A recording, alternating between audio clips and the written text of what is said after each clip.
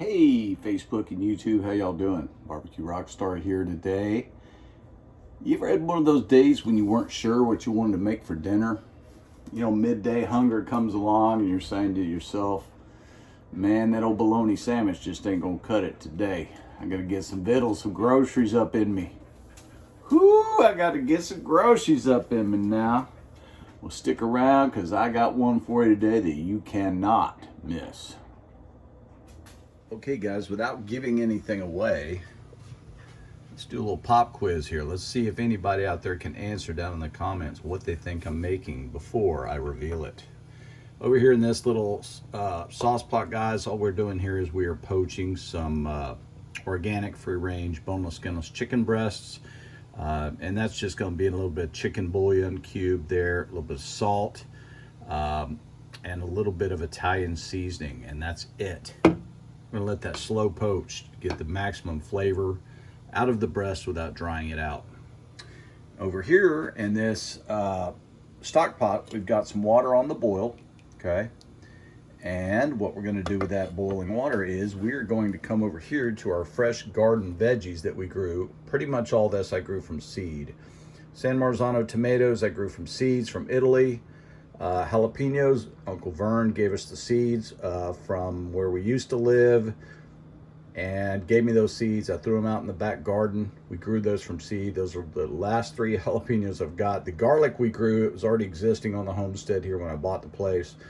I can't really claim the garlic, but it is pretty good garlic. It's not the best garlic I've ever had, but it did come out of the backyard.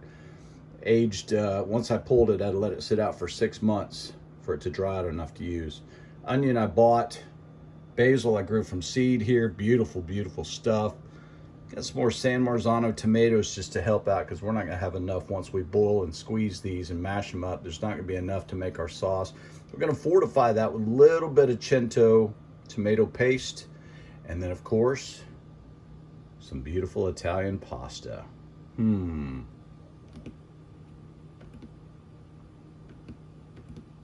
Does anybody know what's cooking?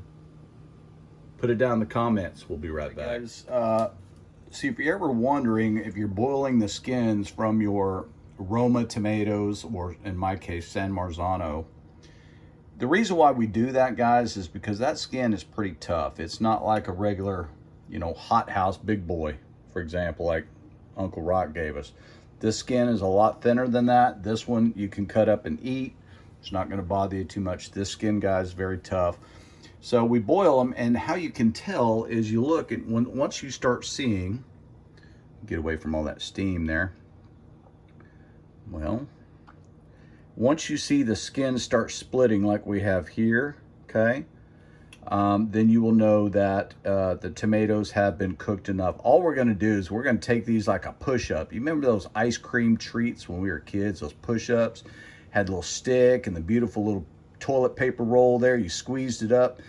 Well, without the stick, we're going to take these tomatoes once they cool, and we're going to squeeze them into our pan that we're going to make our sauce from. We will then add the rest of the other San Marzanos who are already peeled, and we're going to make our sauce. But guys, if you've never made your own true, authentic Italian sauce, you got to start with Italian tomatoes. If you're out there with Roma tomatoes, that's, I guess, a good secondary fill-in, but you really need San Marzano. They're kind of hard to grow in this area where it's so damn hot and the sun is so brutal. I have a shade canopy up over all my plants out there that helps me out with that, but this recipe just doesn't work with regular, you know, slicing tomatoes like you buy at the store. There's just a meatier quality about these tomatoes, and they're just absolutely delicious. Over here, we've got a little bit of our mise en place, which is some jalapenos chopped up and some garlic. We've got our chicken breast over here chilling in the cut, and we come back another notch. Stick around. Okay, guys, so we have finished with our tomatoes. We have brought them to the boil. You saw them pop, and I had to cool them, let them cool for about 2.5 hours, guys. They were so freaking hot. Man, that cool down period, I should have done those tomatoes last night. But, you know, as you're building recipes, guys, you're going to come out with little secrets and tips that you only learn by doing it the hard way. And this, guys, to my knowledge, is my own personal recipe. I've never seen this one done exactly this way before on YouTube or in cookbooks that I've read. So I do it my way. I learned the hard way. So, okay, so here we go. We've got all of our tomato product, both the canned and ours, and Uncle Rock's. We cut up Uncle Rock's. Uncle Rock had a hot house tomato. We cut up and put it in there. And if you'll notice, I changed to a stainless steel vessel here. I'm not going to cook this sauce because it's going to cook later in the oven. The reason I put on my tomato here is I went ahead and I added my garlic, I added my jalapenos, and I added some salt and pepper to this, okay? I have not put any tomato paste in it yet because I don't quite know the consistency until I get all my ingredients. Oh, I put a little bit of black pepper in there too. So I see all my ingredients. Now, I could have put this in my Ninja blender. I could have made this into a fine sauce. Guys, I don't want a fine sauce. I want mine to be authentic. I want it to be different. So if you'll see, I'm taking my wooden spoon here and I'm actually smashing up my tomatoes in with the garlic, in with the jalapenos, and breaking them up that way. There is no heat underneath here, guys. This is all just the residual heat of the tomatoes that were way too hot when I squeezed them. And they're so easy to squeeze out. The guys, they pop out just like you can't imagine. They just squirt right out of there and you throw the skins away, or you can throw those in your garden or compost, whatever you want to do. I personally don't like the bugs, so I don't do compost. I buy compost, let somebody else deal with all the critters that comes along with making a compost pile. But you can see, guys, this is kind of a chunky consistency here. You can see the garlic and the jalapeno in there, okay? Now, this is going to cook in the oven for another hour, so it will continue to break down and give off its sweetness. Now, for the next stage, you're going to have to stick around.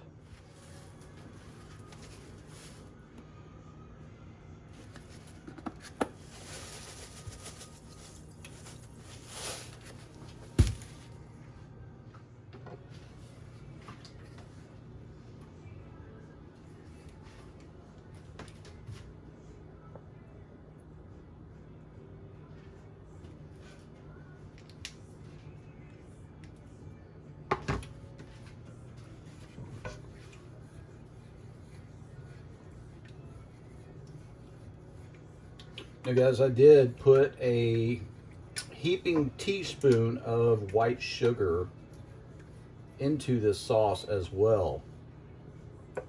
The reason for that is San Marzanos are not the sweetest tomato on the vine. They're really not. They're not designed to be. They're designed to be what's called a sauce tomato, which is what we're making. They're designed to have full body and full flavor, which they do, but they are not the sweetest tomato out there. They are a very low acid tomato, comparatively speaking, which I enjoy because, as you know, I have gastritis really bad and I cannot do the acid. Sugar also helps with taming that acid down. So we're going to just stir all that in, guys, and we're going to go ahead and pull our chicken, take 2 forks and basically pull the breast apart from itself. We'll put that in a cup. We've got our pasta water coming up with salt in it. We've got our sauce that's ready, not cooked to this point. Stick around, guys. We're coming to a point. Be right back.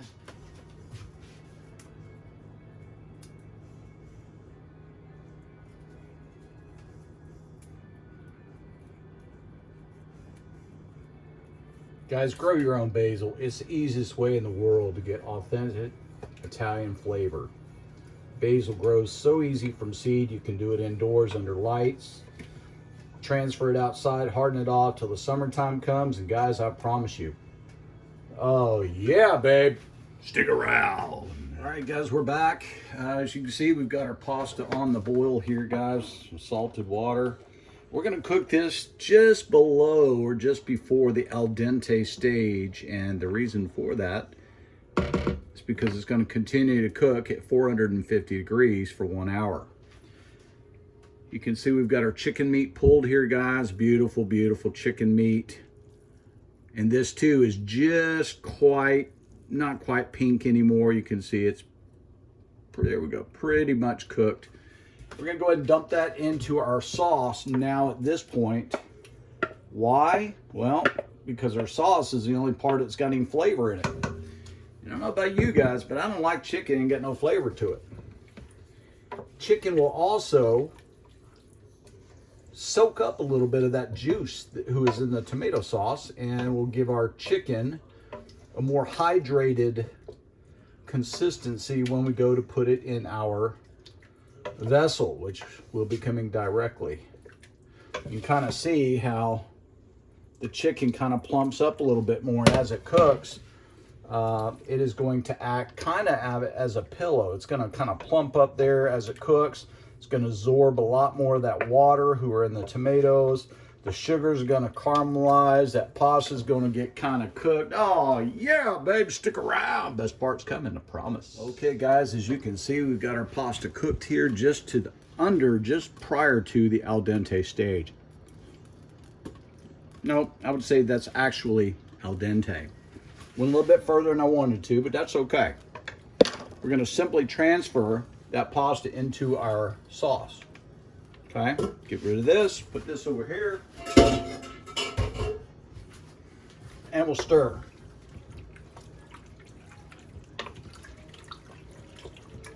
Now, I hope I didn't use too much pasta because I only had a certain amount of sauce. But no, I think this is going to be just fine, fellas. Just fine, okay? That's what you're coming up with here now, guys, okay? I'll tell you what I'm going to do. I'm going to hit it with just ever so much more skosh of our tomato paste, because I think we're going to need it to get the sweetness I'm looking for. Okay. Stir that in. Now you can add a little bit of pasta water. You know, they always say, you know, save back a little cup of pasta water for thickening at the end if you need it. I've never found that I needed it because I don't totally drain my pasta. I leave a little bit to be desired, if you know what I'm saying. And that way there's a little bit of liquid in our vessel. And speaking of vessels, let me go get her. I'll be right back. Okay guys, hopefully I don't get a copyright strike. We've got some Ozzy Osbourne Believer in the background. So got a little bit of organic olive oil here, guys. We're going to season our vessel before it goes in the oven. Guys, this vessel is a very special vessel. I call this vessel Nicky Boo. And the reason for that, guys, is because Nicole Land, Johnny C's wife, back when I had my back surgery, she was nice enough to bring me a casserole dish. And for whatever reason, we never hooked up again to where I could give her back her vessel. So this is Nicole. If you're watching this video up in Frisco, Texas, she's also a lake house owner. She owns a house on the lake. Hopefully she's watching this video, but we'll get this back to you, or I'll pay you for it, or whatever. But it's still doing its job, Nicole. All right, we've got that seasoned up, guys. We're going to now put our ingredients in here. Now, we've probably got more than what we need, and I'm doing this live without a net, so this can go any way here. Let's stop there for now, and let's see what we've got. Okay, I think that's going to be enough. Got a little bit left there. I'll make it extra little dish out of that. Now, something very important here, guys, is we're going to put into this a heaping handful of whole milk mozzarella. Okay, we're going to stir that in. Okay, now that's going to be, oh yeah, babe, that's going to be so delicious as it cooks. And about 20 minutes before the dish is done, so at about 40 minutes cook time, I'm going to pull this out and I'm going to load this sucker down with more of the same and let that brown on top. And then you know what we're screaming, okay? Now that's not all though. You got to stick around because there's a little Italian treat at the end that you don't want to miss. And it is the most expensive part of this dish. So, all right guys, I'm going to pop this into 450 degree oven. I'm going to bake it for 40 minutes. I'm going to pull it out and I'm going to top it with some more lovey goodness. Stick around. All right, guys, I told you I had a little bit of leftover here, so I'm going to go ahead and make a casserole dish for some neighbors down the street who are kind of not able to get out and about very much anymore due to health reasons. So all the steps you just saw me take in our casserole, we went ahead and did, including the topper of extra virgin olive oil on top, which I did not share with you last time. But we went ahead and did that. We're gonna put that in the oven and let it go too. So always feed your neighbors, guys. You never know what they might be going through. They might be able to feed them for the week. You just don't know. So I've always decided, Starsky and I there, you just saw Starsky roll through. We decided a long time ago that if we're cooking for everybody. So there's at least much people need it. So stick around, guys. I promise we'll have the reveal here for you shortly. Stick around. Yeah, y'all hear that sizzle? Y'all hear that sizzle? Yeah, man, that's that sizzle. All right, so those have cooked now for 45 minutes at 450 degrees. We are now going to come in with the piece de resistance, 24-month-old Parmigiano Reggiano, microplaned on there for good measure. Oh yeah, man, we're talking real deal Holyfield, folks. Now, you know, we already had some whole milk mozzarella in there, as you know, but that's one flavor profile. What this Parmesan is going to do, guys, is going to give it a nutty sharpness that we do not already have in our dish. So we're kicking this up to levels unheard of, folks. Yeah. We like Parmesan. We like Parmesan. Now, I have spoken with my neighbors, and they would love to have a casserole of their own. So they're going to church tonight. It is Sunday. They're going to church again. They were just in church earlier today, but I saw them at church earlier. They're going back again tonight. So they will be by later on to pick up theirs. Now, again, guys, more of the same. I told you. Mozzarella. Okay, we're going to put some of this on top of there. Oh, yeah. Mozzarella. You need to go outside.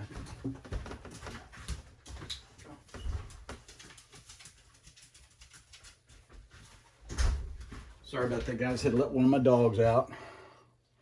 So we're just going to go ahead and sprinkle this on, guys. We're going to put it back in the oven that we just turned off. So it's still screaming hot in there. And what we're going to let do is we're just going to put these casseroles back in there, let the cheese melt residually so it doesn't burn, but yet it does give it a nice cheesy exterior. So let's put that back in the oven. I'll pull it back out and I'll show you what we got. All right, guys, it's been about 10 minutes. And let's pull these guys out of here and see what we've got.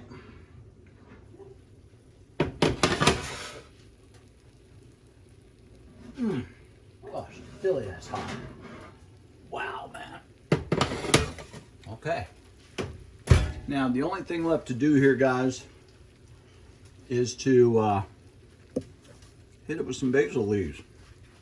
Small little basil leaves here, there, and everywhere.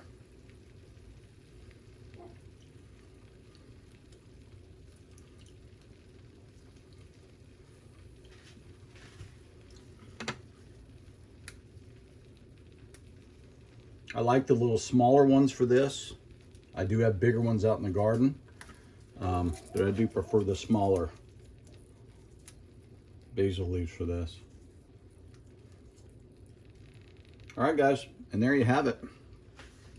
This is the barbecue rockstar version of baked ziti, made from scratch. You saw all the steps. And it's really easy to make. It's very nutritious, and it's also very nice to share with neighbors. So I hope you try this recipe, guys. If you have any questions, drop it in the comments below. I'll hope to get back to you soon on that. And until I see you again, Barbecue Rockstar out.